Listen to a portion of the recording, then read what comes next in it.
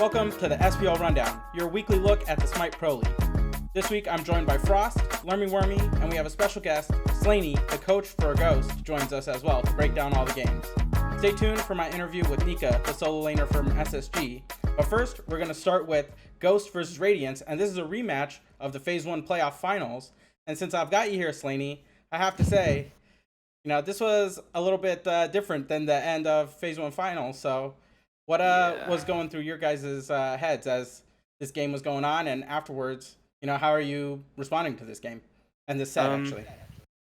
Well, it's obviously probably the worst set that we've had outside of even with last year, outside of MSI. It's probably the worst set we've ever had. We kind of got really unfortunate because we had scrimmed maybe 2 or 3 times in 2 weeks going into that set because just loads of unfortunate circumstances. There was a week where Panda's internet was out, and then when we were supposed to scrim again, his car broke down in the highway, so we couldn't scrim again. So we had one scrim that week going into it, and obviously Radiance really good. And I think it was also just outside of scrims, we just had an off day, which I think every team will have every now and then. But I think we're in a somewhat of a slump. We know the each player knows their few picks that they're really comfortable on, but going past that, it's we're not sure. We don't have the best grasp on the meta. But that was how we were back then anyway. That's how we felt in the Radiant set. Sure. I think the 2-0 maybe makes it seem a little more lopsided than the games actually were. I think you guys were definitely fighting into it. But Lermy, Frost, what were your thoughts on this game? I guess kind of pulling it back to our discussion about it last week when we were kind of predicting, Frost initially said that this is going to be a long set or, a long couple of games. So I guess my confusion going into it was we were looking at some of the drafts, and I guess one thing that really stood out to me was that you guys picked up Thanatos and Hercules, and that's kind of of course, both of those guys are really early game. So, I mean, I guess the question is, did you guys also think it was going to be a long set, or were you kind of trying to just stomp it out early? I mean, we kind of never really expect a set to go long or short. It's not, we never go into a set thinking we're just going to win this game in 20 minutes. Versus, I guess, maybe the bottom seeded teams, we'd maybe think that. But versus a team like Radiance, I don't think we ever expect to just blow them out for free. But I mean, we tried a lot of this draft was just trying picks versus them. Obviously we gave them a really nuts draft from the outside in that game 1, and we had strats that we didn't really execute perfectly. Even though Thanatos is good early game, he's still nuts late game. He's just got a 40% execute on a Cthulhu. So there was lots of things that we just misplayed in that game, and I think that we just weren't prepared enough for how they played the map, I think. Do you feel like their playstyles evolved? Start of Phase 1, it felt like they were fighting on more. They're really strong, aggressive players, except for BMT kind of in Phase 1 was sort of bringing up the rear. Now they seem to have slowed their pace down, and it allows BMT to actually shine more. So does it feel like you're facing off against a different Radiance, or was it just completely way off day for Ghost? I mean, comparatively to the very beginning of Phase 1, where they were just trying to play pressure through duo and it never really worked for them, obviously, yeah. But after even halfway through the end of halfway through Phase 1, I'd say they just felt like the same team. I think they played the same way that they usually do. Obviously they have different picks, but they still kind of just play the same way. They don't really do that much around the map. And I think it was just us having a bad day, us having bad scrims, and just not executing what we wanted to do properly. See, I hold that, even though I'm biased, but it was more so I had 2-3 years of picking out which players I liked, and then eventually picking an org because they were all on the same team.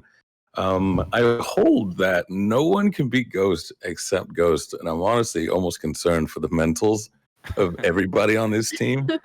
Well, I think maybe from the outside it could seem that way, thinking maybe we have bad mentals, but overall I think we probably have the strongest mental in the SPL. Honestly, I don't think we ever even last year I don't think we've had a single argument that was in bad blood. Obviously we have discussions, but I don't think we've ever had an argument or bad fights after a loss or anything like that. We improve a lot from the losses that we have. Obviously it didn't seem like that because we lost our next set or the set after. I can't remember whichever one Sanguine With the one was. prior, Yeah, that Sanguine, one. and then Yeah, this yeah. one, and then Yeah.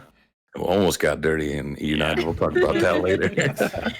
But yeah, obviously it didn't look that way. But we learn a lot from our losses. So I don't think we actually have like a struggling mental. I don't think Yeah. because No. we're all like really good friends outside Yeah, of everything. not a struggling mental, but like not as synchronized, because the playstyle for you guys is the most daring, the most. It's going to work if we all play 100%, and Yeah. it like trust it. It's like a freaking your torso is only going to work if the lower half is working, and you just kind of can't even look. Sometimes that's why it can look so drastically like a train wreck. You just kind of go on ahead, look behind you, and one of the guys wasn't paced alongside with me. Now that fell apart, this fell apart, and then the rest of it. So it's a very win together, lose together kind of thing. So even if it's not at the worst it's ever been, because you guys are all friends, that sort of like, is it as synchronized as always, or is it just kind of, we're almost at the middle of this split. We've got fatigue here. You've got underlying circumstances. Yeah. All that kind of stuff. We definitely, like, you're kind of like spot on. We definitely have like the riskiest playstyle, but I also think it's like the most correct playstyle, and it like really surprises me that no other team plays what I think the way Smite should be played is. I mean, even if you just like listen to Ajax, the way that he explains the game is like, it's a really fast-paced game, even in Conquest, but like a lot of the SPL teams just are like content with giving up stuff or not making plays around the map, and I just think that's incorrect. Even though maybe that's like a safer way to play Smite. I think that a lot of the time just playing aggro and making the risky plays are just better than just sitting back and sitting on your hands. Well, I think so too, because a lot of teams wouldn't like, they go in and they only think about what they can get and are also afraid of what they can lose. It's a balance of like, okay, we got a 1-for-0 back, we got a 2-for-0. It feels like Ghost is the kind to go, we'll trade 3 for 2. We'll take this and this and that, and we'll lose this. Like, you guys can actually take into account what you're going to lose. It's more of a game of chess than a game of just, I got his beads, I'm backing off. I got his ult. That's it. It's just making sure that everything you do has a reason for like doing it. I guess like there's never like wasted. Well, obviously I can't say never. We sometimes misplay, obviously, but the goal is to never like do something that has no. So if you're like just fighting over red buff and it doesn't cause anything, why do we care? Just give up the red buff. We can go split off the map somewhere else. Like, it's just always like making sure everything you do is worthwhile. And then, so how does that go against? Because that style runs over bottom tier teams really easily. But how does that go against, like, say, Radiance, SSG, and Sanguine, they do play a bit slower, a little safer, not nearly as risky, and in a way, it can end up being more punishing for you. Yeah. Well, those teams like are obviously going to punish the mistakes that you make a lot harder than the bottom seeded teams. Obviously, the bottom seeded teams still can, but more consistently, a team like SSG is going to punish your mistakes. But I think even they still don't know how to like react to it properly. Like, I mean, you just look at an SSG set. I don't think like there were so many times we would just like throw a wall and they would die in that combo, and I think like they never expected that to happen. And I don't know. I just think other teams play Smite like noobs.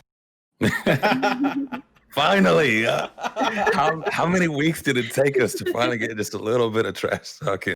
All right, well, let's talk maybe not too long about Sanguine versus Obey, because these were the quickest games this week. I think both games under 30 minutes.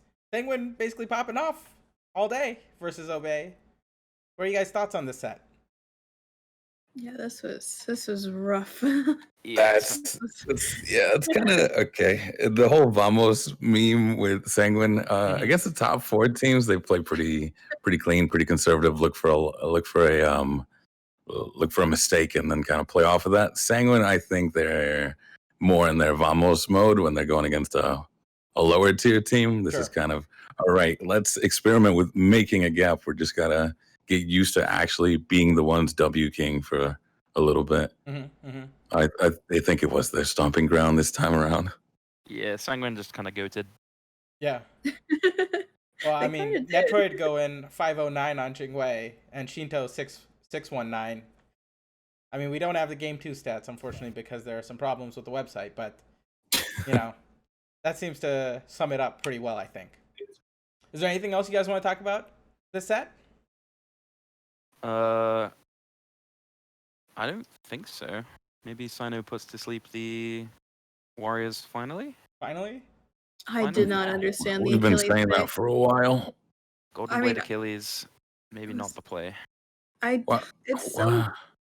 Achilles jungle has been fine in the past. I don't think it's great now. I think if you're playing Achilles, it has to be solo or support. There's no shot it goes in the jungle. Okay, don't even put it support. It's just a solo god. But Rafa. Nope, he played rat support. You think that's good? I think he's just tired of his guardian. I don't hate it. I think he just closes his eyes and picks a god. I think that's true. Why is it that Sino does go for these warriors and trades off map pressure for? I guess he's anticipating fight prowess. I don't know. Maybe I do think the way like Sam runs the map is way more ideal, and Sino's kind of given up map presence for big, beefy, kind of tanky warrior jungle. I mean, it's just like a difference in playstyle, right? Like, if last year on Rival with when we had Ben Jungle, Captain Twig, I bet if you look from the outside, if we were losing our games, everyone would be saying the same thing about Sino, like that they do about Sino, because Ben was picking nothing that no one else especially at like Worlds towards the end. Ben was picking nothing that no one else played. Like we would be playing like Hebo, Athena, Poseidon jungle. All the Well, he time. plays Poseidon as his thing. Like he's got that PVE, and he does have that map presence. And when Sino won Worlds, he was playing like Merc. He had that map presence. Why is it now he's just kind of his influence on the map? He's given up some of that just for more fighting. I don't know. Maybe it's obviously hard to tell without like speaking to them specifically. Yeah. But from my perspective, maybe it's like without being like too harsh, I would say Bobby is like not the best player in the world, and he a lot of the time gets picked. So maybe they just need the extra frontline presence. And I also think that Ducky plays best when he's playing characters that can carry. I mean, in our set, he played Thor and played like nuts. So maybe it's like so that they can put Ducky on more carry characters and also like facilitate inbound playing a bit too aggro a lot of the time, just to have like an extra frontline presence. So they're giving up pressure for like a standard 3-2. Yeah. Instead of a kind of a 2-2 and the wandering one. Yeah.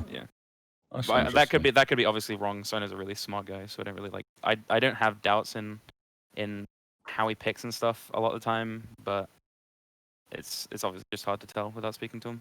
I mean, I think he's a bit one of those like maybe a little too woke. A lot of times I see Sino games and I go, if the other team had an idea that they played into the way he plays, yeah, he's counterpicking so hard, but because the other team plays hypothetically 2 metas behind, it looks like Sino's the one behind. It's just, when you play way too many mind games and you could have just went for the more obvious decision.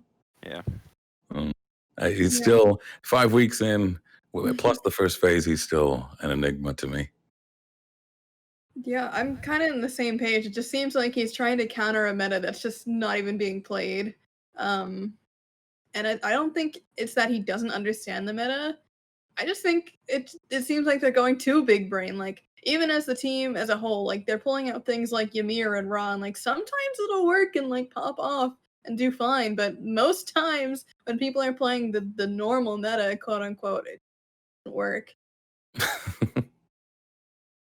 I also think. Go ahead. I also think that teams think Achilles is just like a hard counter to Cthulhu, which I think, like, we were the first team to pick Achilles into Cthulhu, but we also had like a game plan just outside of just like, okay, they have Cthulhu, we have Achilles now. And I think for some reason teams are just doing that. I think there was a set where SSG, like they won. I can't remember which set it was, but they picked Achilles into the Cthulhu, and Nika did well, but they didn't do anything around the Cthulhu. They just had them lane versus each other, which at that point you just like, Achilles isn't the best god in that situation. You have I to think that was SSG United. I want to say that was Snoopy's Cthulhu and Cthulhu support. Nah, I'm not. I think it was recent. Was it? Maybe I'm thinking of one that they've already played that has been broadcasted. Yeah. I think he's played Achilles support twice. One of them definitely was a Cthulhu, but it's also like Cthulhu support gets pushed out by anything with any amount of CC and damage. Yeah. Yeah, I mean, you have to do a little bit more to counter Cthulhu than just pick the gods, right? Because I cast the SEC, and even yesterday we had a game where a Cthulhu solo is up against a Nemesis, Hubwa, and an Achilles, and it just, even though they have all the gods that counter Cthulhu, they didn't play the play style that they needed to do, and it just doesn't work. The god is not an automatic counter or a W up against the character if you're not playing the way that you should be. Sure. Exactly. I just looked at it was in their game 1 versus E United, where they did it. Like Nika kind of popped off, but Harry went 0, 1, and 6. Like he died once, so they didn't even abuse the Cthulhu, so he was still getting his value off. So I think teams are just like sometimes pretty weird with picks. So maybe that was like the same case with Obey, where they were like, oh, they have Cthulhu, let's just pick Achilles. We need to put it somewhere, let's just put it jungle. I feel like a lot of teams still kind of they kind of just pick for picks, where I don't think most teams actually draft a composition with a very specific game plan. I think Renegades tries to, but it gets kind of weird.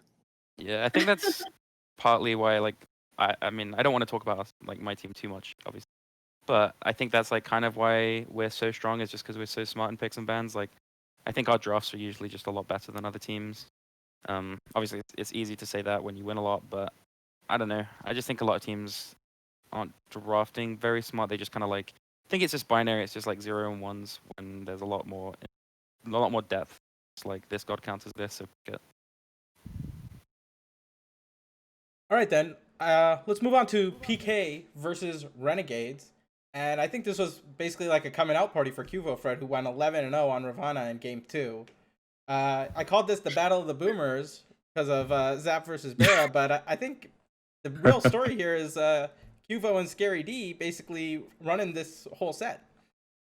Not only that, it just like, I wasn't even looking at the ADCs, to be honest. I was looking at the Robin support, the set mid. Like, what even happened this game? I genuinely don't know. PK's superpower is playing up versus the lower teams. I just don't understand it. I think this is probably very controversial, especially because he has a lot of fanboys.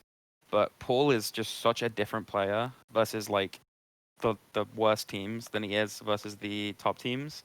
I think Paul goes from like, honestly, I think Paul, when he's playing versus the top teams, is one of the worst mid laners in the SPL. And I think when he plays versus the lower seeded teams, he's like the best, one of the best, if not the best mid laner in SPL. And it's so surprising to me that he is like so inconsistent, and how much he changes his playstyle versus different teams. Do you think it's like a confidence thing or something else? I think absolutely all of PK. that's kind of the thing. I think I don't know what it is about him, but I think he cares about his KD. Maybe like I'll never get over it. Like last year, in the 2 phases, we beat them 6-0. We didn't lose a Saint in the regular season. We didn't lose a set to them, and every single game in those 2 sets, Paul didn't die a single time. Like, how is that ever possible that you're losing 6-0 and you didn't die? That is just like playing for KD. That is just bad. I would rather my mid lane be like 1-30 than just not die at all, because that just means they're just running away. So you're the one telling Twig to go in. I think Ben's the one telling himself to go in. Probably all the aggressive dashing characters. No, this was definitely it felt to me like the team was playing a bit skittish, a bit scared against the higher end, but they look comfy. They're not just comfy, kind of arrogant going against Renegades. You could say that. I mean, I definitely think this was a case of playing with their food. They saw game 1 and they were like, yeah, no, Cubo popped off. We can do whatever the hell we want in game 2. And even if we lose, it doesn't matter. We come back, play the normal stuff again, and then beat him in game 3. Sure. I gotta ask, because I talked to Neil earlier on in the phase, and he said that, and I know from his videos with the PK guys, that they, as a team, I think, feel maybe that they lose a little bit by not playing in the studio. Do you think that maybe some of the confidence comes from, all of them being there together? Because I feel like Zap is probably not lacking in the confidence at all, and maybe that might be a little bit contagious. To me, that is like the lamest excuse ever. That like teams think that they're playing worse because they're not aligned. Literally every single team is the exact same way. We would be playing way better if we were at the LAN. Obviously, like we're scrimming every day with Max and Alec. not even at the gaming house because they still live at home. Mm-hmm, Like, it's crazy to me that teams think that like that just because they would be playing a LAN that they would have a big advantage and every single team would get an increase in playing a LAN. So I think it's kind of just a big cop out when teams say that if we were at LAN we'd be playing better. I think every team would be playing better if they were at LAN. You think the inverse exists? The old Landenster curse? No, I don't think so. They get more nervous and. I can't think of a team that would play worse at a LAN. To be honest, like there's a difference between playing at the studio and playing like in front of a crowd. So that is a different argument to make. But just playing at the LAN, there's no difference in my opinion. I mean, but that's also to say like how much would they increase, right? Because let's just say a team is like on the more like emotional side, they take morale and with stride or whatever. You know, do you think that there is a difference between those teams at least in that way? So like a team that really runs with morale, or like they lose a game and they feel like crap afterward. You know, if they're all in the same room, right? In theory, it's a lot easier to get them to cheer up faster or something. If they think that them playing at a LAN or at the studio would make them better, why doesn't Zap just go to the house? Because he's the only one that's not at their house playing in the same room. What's the difference? He wants to see his opponent. What? He needs to go live in the ghost house. At the studio, you can't see the opponents. You have to stand up, and then even then, you'd only see the top of their hair. Like you can't see your opponents there still. That's all I need. Like the top of their hair. I just need that bowl cut. That's it. So I don't know. I just think it's like obviously some teams would maybe get affected by it more, but PK's excuse doesn't even make, or maybe it's not an excuse, but PK's like, or Neil's statement doesn't make sense because Zap could just go to the gaming house anyway if they think that would improve them. And there's not much difference between playing in a room than playing at the studio. Yeah. So. This week, I had the pleasure of sitting down with Nika, the solo laner from Spacestation Gaming, to talk about Phase 1 and Phase 2, and maybe look ahead a little bit towards Worlds coming up, and as well, look back as well. Check it out. Hey guys, I'm joined by the wonderful Nika, the solo laner from SSG. We're here to talk about Phase 2, Phase 1, and maybe a couple other things along the way. But first, I want to start off on Phase 2, since that's a little bit relevant right now. And now that sort of the mid-season patch has settled relatively, what are some of the favorite changes that you've had from mid-season? I don't know. I feel like the game hasn't changed too much from my point of view, like in solo lane. Yeah. Other than maybe having a few more aggressive options, like Solita got buffed, Sledge. Sure. Yeah. Berserkers having Pen, like that opens up a lot more like damage opportunities, I'd say, in solo. For the game overall, I'd say the Gold Fury changes are nice. Yeah.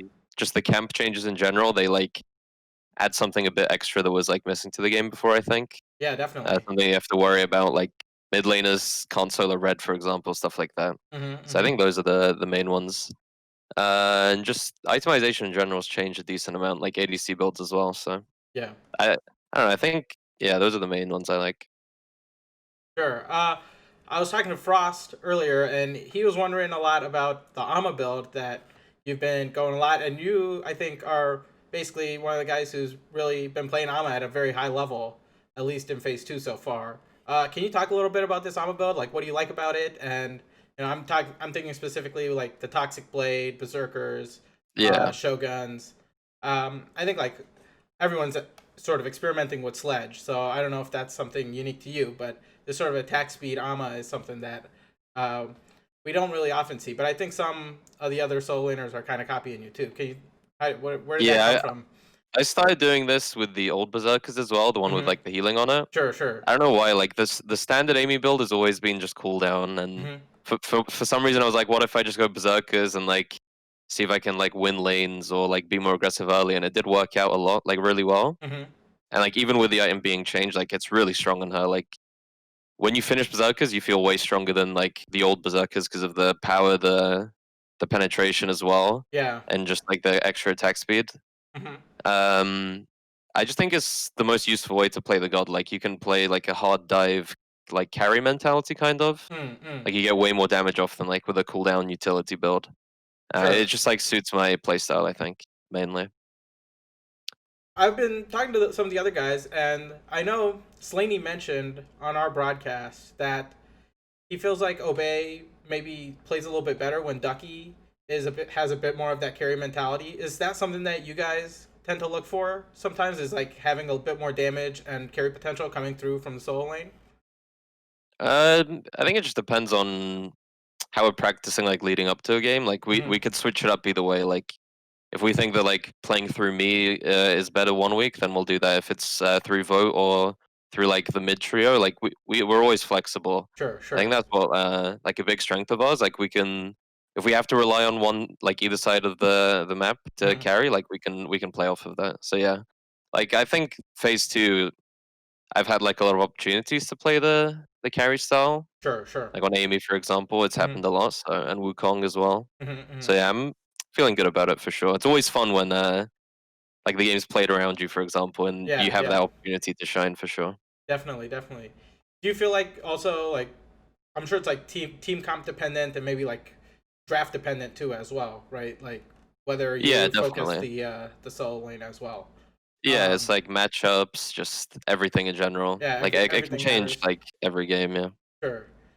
Is that where do you think this flexibility comes from? Like, how are you guys so comfortable being able to like maybe like draw games out and like sit back and play some of these like really sort of old style EU games, as I like to call them, you know? Yeah. And then there are other times where you feel like, you know, you can just play pretty fast and loose and be aggressive and things like that. Is that like how do you cultivate that sort of like jack of all trades ability? I think confidence is a big part of it, and obviously like being proactive, but knowing how to react as well. Like we've had a lot of games where something goes wrong early game, and we just have to be confident and say, okay, if we stall this game out, then we know we can win late game. Like we always have that mentality. Sure. And then there's other games where it's like, oh, this thing went well early. Okay, let's just like play through that strength that we have this game and like push a lead. Like we're just like confident that we can pull off like what we need to pretty much. Sure. You mentioned like dive potential. I think a lot of people have basically said this is a dive meta now where it's really imperative that people are attacking the backliners. Is that how you see it as well? That it's basically a dive meta right now? I don't know if it's a full dive meta, but you always need backline threat. Like you never want like the ADC and mid laner free casting. You want someone distracting them or like forcing them out of fights. Otherwise, they'll dive you, and you'll have no one to like stop their carry damage, which is like the main source of damage like every time, you know.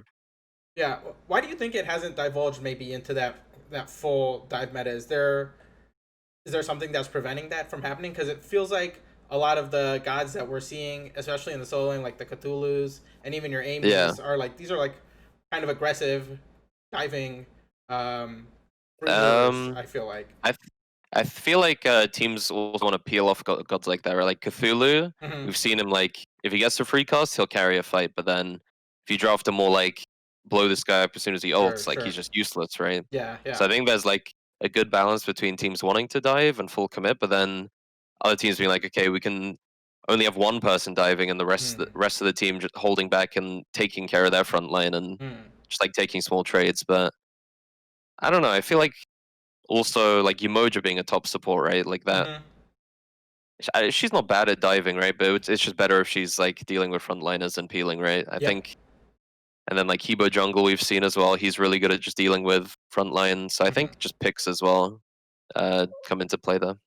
Do you think there is a play style also about it, or do you think most teams have sort of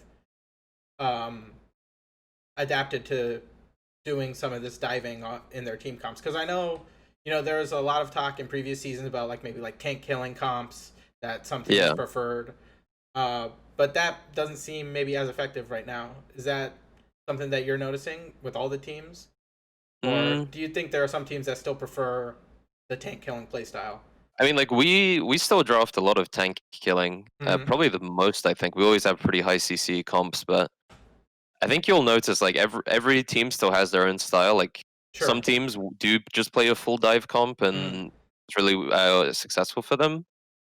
But yeah, I think there's always gonna be variety in like how each team plays, like based on their comps and just like how the players want to play the game. Like not everyone wants to just like smoke and be like a dive team, you know. Some people want to take like more strategic approach for sure. Basically, what you're saying is not everyone is Mike. Yeah, I mean, I think Ghost are like a really good example of like a team that just like doesn't give you any room to breathe. Like they just keep running at you and like forcing you into like decisions that you aren't really ready to make. Sure, For sure. sure. I have a couple more maybe sort of like playstyle questions. Frost has been talking a lot on my show about how you guys play sort of a meta adjacent style where you understand the meta, but you sort of play your own picks and comps that maybe give you guys specifically an advantage against what is sort of the meta picks. Yeah. Do you guys see, is that something that you feel is true when he says something like that? Yeah, I can definitely see that. I mean, even last year on Renegades, it was pretty similar. Like if a meta pick came up and let's say we weren't too interested in playing it, we'd always make sure we have something to deal with it. Like Cthulhu's like usually banned a lot, but we've played against it. I think 8 out of our last 10 SPL games. Because we just don't really see the god as that big of a threat. Sure. Like we can like draft around it, for example. So I think that's where Frost's point comes from for sure. Like we always think, sure, gods are strong, but there's gods just as strong that do well into them. So it's always good to have like an answer to the meta for sure. Do you favor playing those counter picks, or do you like playing the meta picks? I don't know. It's sort of like a personal question, just how you feel. Personally, I'll just play whatever I think is strongest. Like I think Amy is the top solo laner, so if it's open, I'll pick it, for example. But let's say there's an opportunity for me to like let's say Amy's banned. It's been banned pretty much every game against us recently. Then I can hold on and like play Achilles into Cthulhu, which is what we did recently. Sure. So it just depends on the situation for sure. But I just prefer picking what I think is strongest because I usually pick like top 3 instead of the bottom 2 because I feel like in solo lane you can just pick like a strong god and always be fine. Is that sort of just like a whole team mentality about it, like to find picks that will counter the quote unquote, maybe not even counter, but like play well into the meta picks? Is that just like a team? It just depends how we like come from someone. Depends how we feel about like the god that's meta. Like okay. I think it's pretty well known that like for example we don't really play Persephone that much. Like Dada doesn't really, he just doesn't like the god, and that happens. Yeah. So for us it's like if we ever want to play against the god, we'll have to find counters, right? So right. It just depends on the god that's like top pick right now. Sometimes maybe we'll love that top pick and we'll play it as well, but like sometimes it might just not be the right pick for our team. Okay.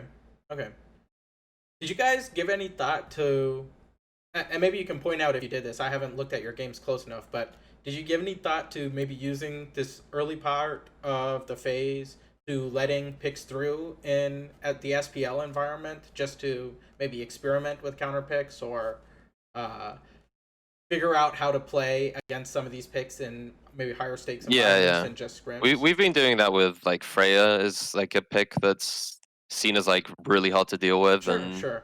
I think we have a pretty good win percentage against it. I think we've won 3, lost 1, something like that. I'm not 100% sure, but I've like it's definitely important to like scrims compared to SPL is like way different. Like if something goes well in scrims, you can't be like 100% certain it's gonna go well in SPL. So right. It's definitely good to like test out how you can deal with like the top picks in a real game. Yeah. Like with Cthulhu Freya, we've done that a lot, and it's gone well most of the time. We've been talking with Slainy a little bit since he was a guest analyst for us this week, and he was talking a little bit about how his team is in maybe a bit of a slump after losing to Sanguine and Radiance the past couple weeks here in the SPL. And I just wanted to maybe get your take on slumps and things like that. Do you think they're inevitable? I mean, have you experienced slumps as a team in your career? Like, how do you think teams can get out of slumps, and how is it to go through them in your history? We went through the slump like literally start of phase 1. Like we won week 1 against Renegades, and I think we lost 3 or 4 sets in a row. We had a really rough start, but we like the way we dealt with it is we limited our picks. We only picked like 2 or 3 gods every scrim, so that the drafts weren't the issue, and we could just focus on okay, today we'll fix early game problems, and then next day, okay, we'll focus on Gold Furies and then FGs and then eventually ending the game. Because the worst thing you can do is like you're going through a slump and you're just trying anything to make it work, you know, like getting desperate with picks, I think. Sure. Because then it just distracts you from like why you're losing. Like if you can focus in on like specific reasons why you're losing, because your comps are not a problem, like it's way easier to get out of a slump. But I don't think slumps are necessarily like a terrible thing. Like it helped us learn a lot as a team and progress quicker than we maybe would have if we didn't have a slump. Sure. Is there someone on the team that maybe like takes charge in terms of like focusing the team on like, all right, you know, this scrim we're going to do this? Because if I recall, early on in phase 1, you guys didn't have like a coach or anything. Yeah, Josh came in like a few weeks into the phase, like properly. Yeah. So was this slump before Josh came in, and was Josh a part of maybe like focusing you guys up, or like who took charge? Yeah, like Cherry does it a lot as well. Like for scrims, like he'll try and set the plan, like, but like all of us are like responsible as well. You know, like it can never all be on one person. It's just like Cherry or Josh will give us like a basic outline of like what we should look to do, and then it's like up to all of us to like chime in and do our part. You know. Yeah, and I'm sure you all each have like individual things that you're looking to improve on in all of these sort of phases of the game as well, right? So, you know, they're sort of like your own goals and checklists that you go through as well. All right, well, I think I'm basically all out of questions here. I want to just give you a huge thanks and all my appreciation for coming on here, and no problem. It was fun. The time. I just want to give you a couple seconds here to shout out whoever you want to. And you know, as tradition is here, you know, if there's anyone you want to stir some beef with, you know, be sure to name no names, beef, okay? no beef. But just shouts to you for the content and like everyone involved in it. I think it's really good for the Smite scene for sure. And just shouts to my team at SSG. Like really helpful org, like the best org I've been with by far. Made everything so easy for us this year, and just appreciate them a lot. All right, thanks a lot. I really appreciate it, man. All right then. Well, moving on to SSG versus E United, and I got to say, I think E United is looking a lot better, especially in this phase so far, taking this set to 3 games. And GuyJ has seemed to found maybe a safe pick in the Freya now, but SSG just a little bit too much for them in the end. Initial thoughts on SSG versus United? Well, now, have they actually done better? Because historically, E United had SSG's number. Well, sure, but I mean, technically better because, you know, if you take a game, you get some points for that, I believe, right? Yeah, well, I think so. With I would say it's fair to say that E United have improved because they're kind of like a brand new team compared to how they were in Phase 2. They have a player that role swapped, and they have a player that has never played comp and has hardly played Smite. Like, GuyJ hasn't played that much Smite in general. Like, he's a newish player. Really? Yeah. When did he come in? He was like in SOC. He was in SCC for like a phase and then got brought up. When I was talking to Herwin last week, he said he has only been playing competitive, like the SOC level, SML level for the past year. Yeah. How long has he been playing Smite, though? Maybe like 3 or 4 years, I think. Oh, God, he's a baby. Yeah.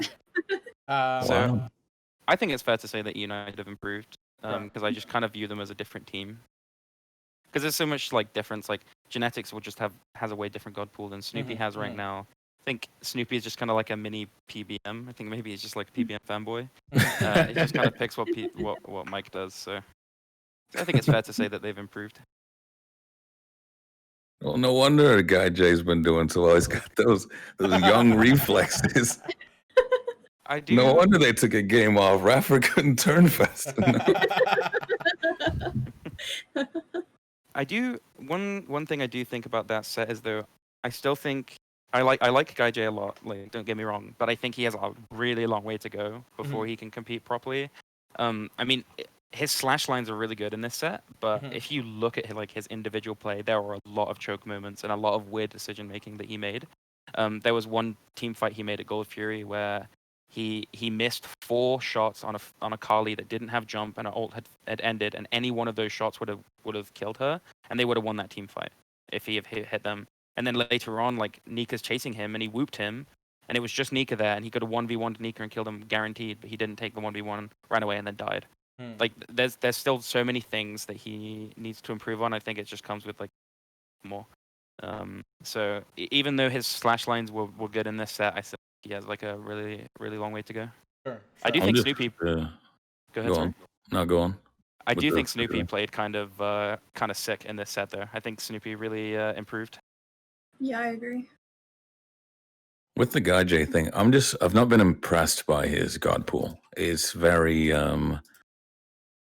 up and almost cliche for the up and comers, where they do have their kind of meta slave picks, and they can play them. So it's also somewhat the virtue of the character itself, where you got the Ools, the Xingweis, the Freyas, all this kind of stuff.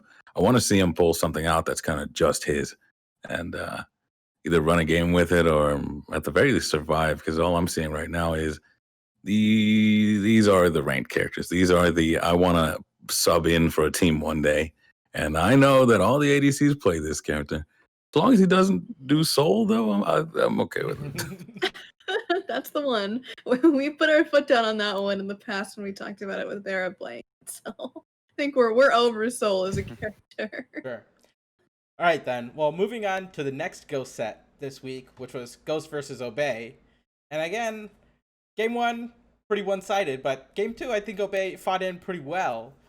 What do you think changed from game 1 to game 2 from Obey's perspective that made them fight in, a little bit harder? Slainy? Maybe Kasir showed up.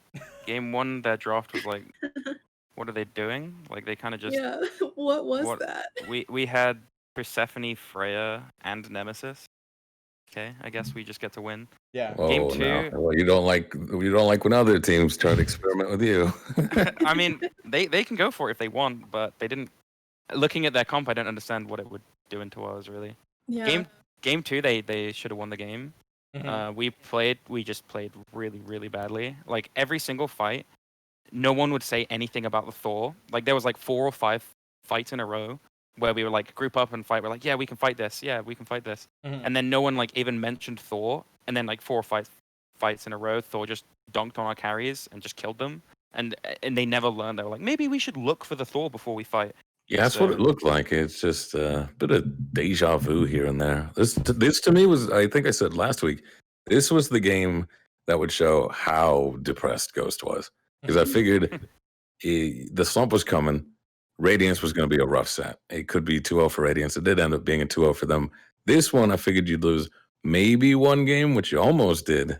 I doubt you were going to lose both of them, but it was almost is Obey better than Ghost? No, that's not the question. It's more so how much of a slump are Ghost in, and it ended up being not that depressed. Yeah. I mean, I could definitely still see us struggling. Like, if I'm being honest, I would say we're still not like completely out the slump. I think all it could take is like maybe like a set win for us to get out of it. But at the same time, it could also be like we're just still in the slump for a while.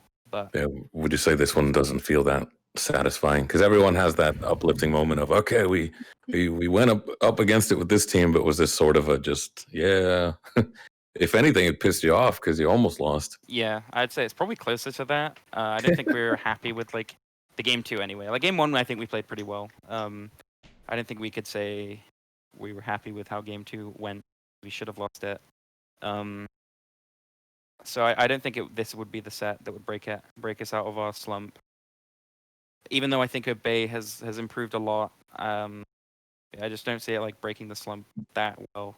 I guess the same could kind of be said for United. So Sure. Why is Sam so cracked? He has taken almost every first blood in this phase. He's just always so involved. Teams hate fighting early because their noobs are playing Smite. Yeah, the level 2 Sam gank always seems to do very well. Any other thoughts about this game before we move on to Radiance versus United, the last set of the week? Well, it was just crazy. And game 2, I think, was kind of sloppy all around. But that ending, do you think Obey could have finished that off? I feel like Ducky could have maybe ulted the Titan instead of nothing. There were like 10 different scenarios. There was like 100 scenarios in that game where they could have ended, and they chose the one that didn't end. So Yeah, Look, Barra was going through it on stream. He was like going like frame by frame, like what Yeah, ability is up. And I was like, there were so many different things they could have done, but yeah, Sure. they picked the one that was just the wrong answer. Yeah. I do want to say though that I think Obey has improved a lot. I think that the league will, by the end of the phase, I genuinely think any team can take a game off of any team. So I think they should be happy with how they played that set. I'd agree with that unless they hit their slump near the Yeah. end. That's like that's honestly the wild card. Mhm. No one really takes into account the kind of psychological waves that every team goes through, and slumps are almost inevitable. If you're going to have it near the end of the phase, that's the most unfortunate time to do it. All right, well, moving on to Radiance versus E United. And E United, again, put up a big fight in this one, took a game off of Radiance, which I don't think any of us expected. I think last week all of us predicted 2-0 for Radiance. So the fact that E United was able to take a game, I think shows that E United is really making some strides in how they're playing against these teams. Any initial thoughts? Or, I think, Guy J had a pretty good set in this one too. And, Poseidon Jungle is a question mark for me. What do you guys think? Poseidon Jungle is bad. I just think they picked it into a comp where it just straight up did not make sense. I think if you're picking Poseidon Jungle, it has to be into very specific characters, and that was absolutely not the draft to do it. Well, Poseidon's always been like historically the best pick into Hercules, kind of. But I think frontline killing is maybe not the way to play Smite right now.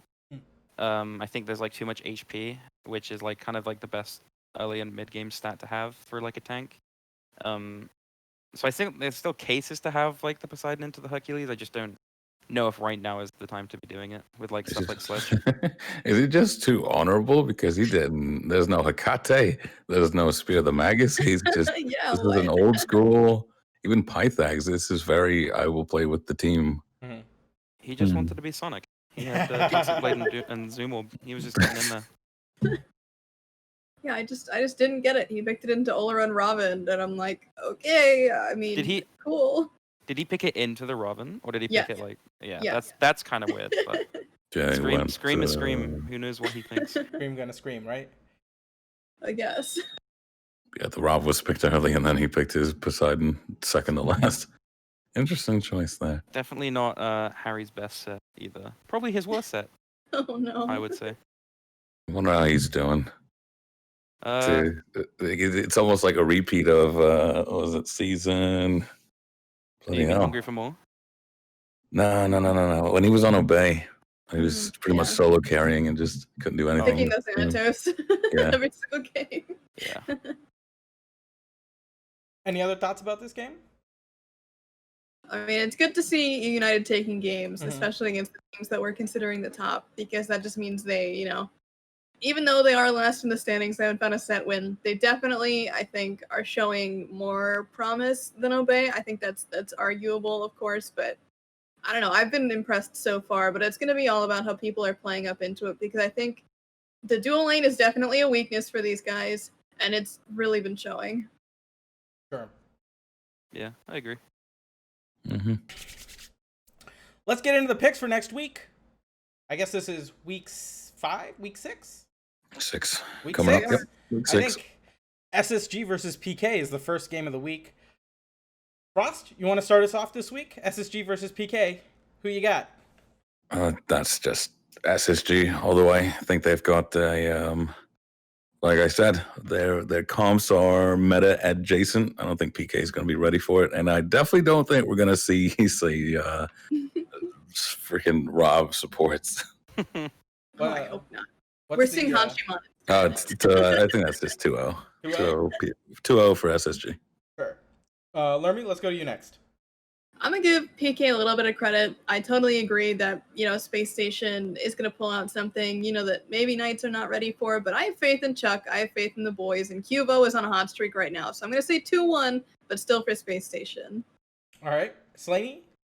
I think PK could 2-1 SSG. Hey, okay. I'm a Zapman fanboy through and through, so I got to vote for my boys PK. I'm giving it to, I love Raffer too. Man, this is tough. SSG versus PK. My boys. I'm I'm going to go 2-1 PK. I think Qville has actually been playing really, really well the past 2 weeks. And I think if he can sort of maybe hard carry some of these sets, this can build a little bit of confidence and momentum with the PK boys. So I got 2-1 for PK here. All right, next up is Sanguine versus Renegades. Let's start with you, LermyWermy.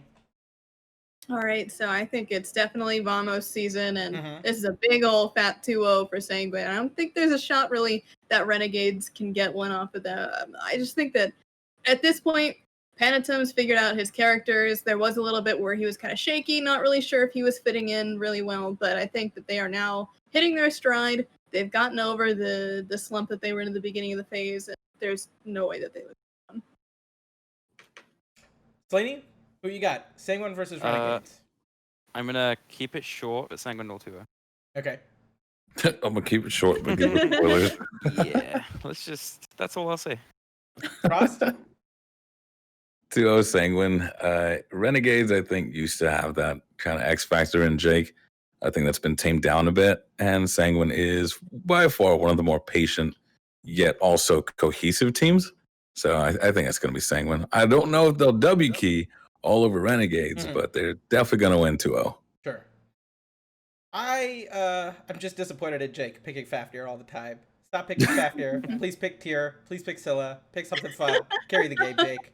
That being said, I think Barra's gonna be good for the boys this week and hard carry game. So I got 2-1 for Sanguine. All right, Ghost versus United is the next game this set, and United was basically the first team to give you guys a loss in phase 1. Yeah. What do you guys think about United right now, especially seeing how they've been improving? I'll start with you, Slainy. It's probably going to be a 2-1 because we will be trolling. All right, Frost, how about you? Goes 2-1 if they're trolling. Already confirmed by Slainy, I guess, right? Do you think we will be trolling? So since they're trolling, it's going to be 2-1 for sure. I don't think this rehashed United has the same stopping power as the old one, so I don't think it's going to be that much of an issue, even if it's a slump still. Sure. Lermy, what about you? I'm in the same boat. I think that, United have been showing that they are capitalizing on a lot of mistakes that they haven't been in the past couple of weeks, and they are slowly growing. So I think that 2-1 still for Ghost, but United is going to have a pretty good set. Perfect. All right, RNG versus Obey. I think I started with you, Frost, so let's go back to you again with this one. Who you got RNG versus Obey? This one's so weird to me just because it usually comes down to the duo lane between these guys. It's, the games are decided by mid 3, but this is the kind of game, if any, where Barra's going to stomp out and where Jake's going to completely run over Obey. But Wowie has that sort of Kingslayer feel about him. He has higher level ADC's number in his pocket. I think Jake's gonna go on a rampage, but I think it's gonna be a 2-1. 2-1 for Renegades. All right. Yeah, 2-1 Renegades. LermyWermy, who you got in this? Renegades versus Obey. You know what? I think the highlight matchup that I'm looking at the most is going to be Lazra versus Sino. And honestly, we've been seeing Sino dip back into the Warriors a little bit more. So I think this week for sure, he's finally off his bullshit and he's back in business here. So, I think that there might be a little bit of trolling from Bobby, maybe. So as long as there's no Ymir picks, I think Obey take this 2-1. But hey, okay. Pending Ymir pick, Renegades will take it. Okay. So that's 2-1 to Obey for you? Yeah. Slainy? I think Obey 2-0. I generally feel the same way about it. I think it's basically a toss-up here. I hope Jake plays something aggressive, man. I missed the tier. Jake, just play the tier, please. I don't know who to pick. You gave a pretty good vote of confidence, Obey 2-0, so I think I'll give it to Obey. Obey 2-1, I hope it's a nice long set and we get to see these teams really try some new things and maybe show some consistency, maybe. Let's see what happens. All right. Sanguine versus SSG. Oof. This is going to be, I guess, a barn burner. I think, let's start with you, LermyWermy. Who you got in this? Gosh, yeah, like you said, this one's gonna be very, very close, and I think it's gonna be, the team that wakes up better. I think they are practically even when it comes to skill, and whoever has the better game that day is really gonna be the one that has the advantage in terms of skill. I mean, it's so hard to say, but I mean, it's hard to vote against Sanguine, right? I'm gonna say 2-1 Sanguine because they're my boys. I believe in them. All right, vamos Sanguine from LermyWermy. Slainy? I think I'm gonna say 2-0 to 2-0 SSG. All right, Yeah. Frost, let's finish this one up with you. Sanguine versus SSG. 2-0 SSG. To me, Space Station is just Sanguine Prime. But it just, oh god, it's gonna come down to vote. He's been very hot or cold, but I think he's kind of got his head in a better spot now. Still, yeah, 2-0 commit to the Space Station win. I saw Raffers said he's probably going to be streaming more. He updated his Discord, so that's got me feeling good about SSG this week. I think SSG are going to take this one 2-1. Last game of the week, Radiance versus PK. I think we have to start with you, Mr. Slainy. Who do you got in this one? Say that Radiance probably just 2-0 them. Sure. Frost, what about you? I've got Radiance on the 2-0, but yeah, it's Chuck's got quite a mind of his own, and if he can get the boys under his wing, they could whip something out. But I think Radiance, if they continue with the consistency they've been showing, it'll be a pretty clean 2-0. Sure. All right, let's wrap it up with you, LermyWermy. Radiance versus PK. Yeah, I'm on that same boat. If Radiance come in as consistent as they've been, and they just show up like they normally do, like the routine, just little SPL match to end off the day, I think it's going to be 2-0 for them. I could see Knights taking a game, but they're going to have to pull out some weird shit, I feel like. They're going to have to go and dip their toes into the Hachimon support that Neil likes to tout. If he thinks it's time, maybe he whips it out. Okay. Just don't go Raven support levels. Shit. I like my PK guys to get at least one game. I somehow feel like there's a lot of parity in the league, especially when we have some of the lower teams playing against each other. So I never want to give it like a straight 2-0 or something like that. So I'll say 2-1 to Radiance. That's it for the SPL rundown this week. I want to give a huge thanks to our special guest, Slainy. Are there any shout-outs you want to give, Slainy? And thanks for joining us this week. I just want to obviously say thank you guys for having me on it. It's been really nice to talk to you guys. I mean, obviously it's boring, but thank you to like all the fans, like as always, like those kind of things. I just want to say like thank you to like all of the admins running in the Smite scene right now. Obviously this is like it's super hard with everything going on, and I think they're doing as good a job as they could be. So shout outs to them, and then obviously just normal shout outs to like the org sponsors, my teammates, and all that normal stuff. Sure. All right, well, be sure to catch the SPL rundown every week, 3 p.m. Eastern on twitch.tv/Apam Productions. If you want to give me some ideas for guests in the future, be sure to message me on Twitter at Apam2 or at Apam Productions on Twitter. And be sure to check out Extended Cuts. There's going to be a long one for this one on the Apam Productions YouTube. We should be having some of our other interviews that have happened recently up there soon as well. Thanks a lot for watching, and see you guys next week.